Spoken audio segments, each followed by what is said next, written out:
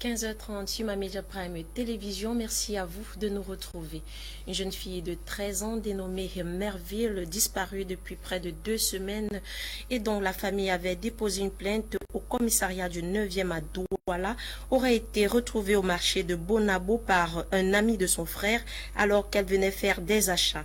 Cette dernière déclare s'être perdue et ne pas reconnaître la route menant chez son frère, mais néanmoins elle a pu conduire les forces de l'ordre et sa famille dans la maison qui l'hébergeait et où le propriétaire serait un jeune homme de 28 ans dénommé Cyril. Une enquête a donc été ouverte à cet effet. Après 36 jours passés hors du pays, le président de la République camerounaise, son Excellence Paul Biya, est de retour sur le sol camerounais depuis lundi 16 août 2021. Sylvain Chokogwa fait le point dans ce reportage.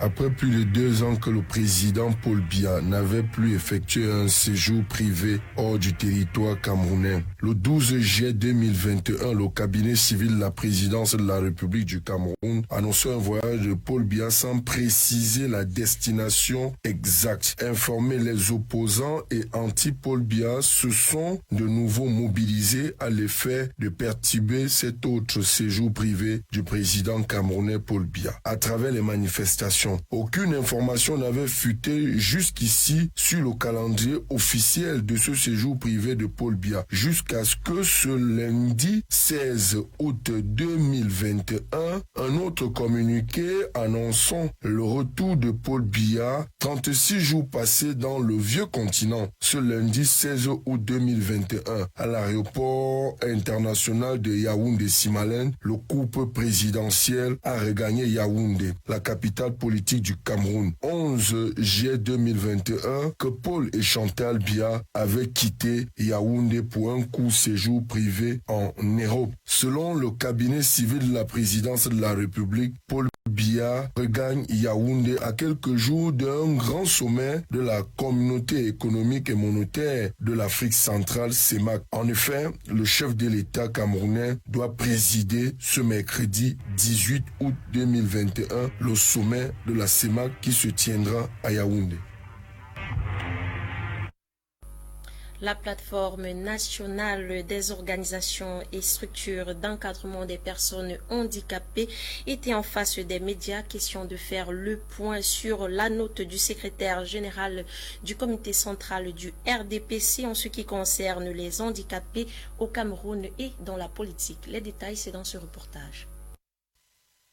Le Cameroun dénombre près de 3 millions de personnes vivant avec un handicap. Et depuis 2011, les personnes handicapées ont montré un engouement particulier en ce qui concerne les élections dans ce pays. Parti de 8 000 inscrits à 30 000 sur les listes électorales en 2013, le nombre a augmenté considérablement au fil des années. Mais malheureusement, ce sont des efforts très peu pris en considération, car on ne retrouve qu'un très petit nombre à des postes électifs, soit 12 conseillers municipaux sur plus de 10 000 existants à ce jour au Cameroun. C'est une rencontre très symbolique, mais qui est historique pour les personnes handicapées, parce que nous avons pendant longtemps posé le problème de la volonté politique en matière de l'inclusion sociale des personnes handicapées dans notre pays. On a toujours posé ce problème que les décideurs, les différentes étapes de décision ne tiennent pas compte des citoyens qui, au-delà de leur sexe, au-delà de leur façon d'être, ont des difficultés liées à des déficiences de participer de façon égale à l'ensemble des activités de la vie. Qu'il s'agisse de l'école, qu'il s'agisse d'une formation et du travail, une personne handicapée, déficient visuel, a besoin des équipements particuliers pour mettre en œuvre la formation, l'expérience qu'il a pour servir la société.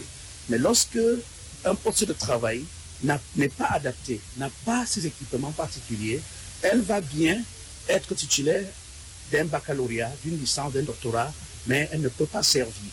Néanmoins, grâce à de nombreux plaidoyers et suite à la note du secrétaire général du RDPC Jean Kouété, on peut envisager un changement dans les jours à venir. d'où l'importance majeure de sensibilisation de l'opinion nationale et internationale sur les enjeux de la prise en considération de l'approche handicap au sein des formations politiques et à leur organisation de base. On a fait tellement de plaidoyers, on a fait tellement de choses. Les lois sont claires, toutes les lois reconnaissent la présence des personnes handicapées dans la société, mais la volonté politique dans la République vient de se faire ressentir au Cameroun à travers, n'est-ce pas, la décision du président national du parti majoritaire, du RDPC, de prescrire au comité central, de prescrire au secrétaire général qu'au moment où il s'engage dans le renouvellement des instances de base du parti, qu'ils tiennent compte des personnes frappées par le handicap. Alors, nous devons célébrer cela. C'est le parti majoritaire. C'est le parti qui se retrouve dans la majorité des conseils municipaux, peut-être même la totalité des conseils régionaux et au Parlement.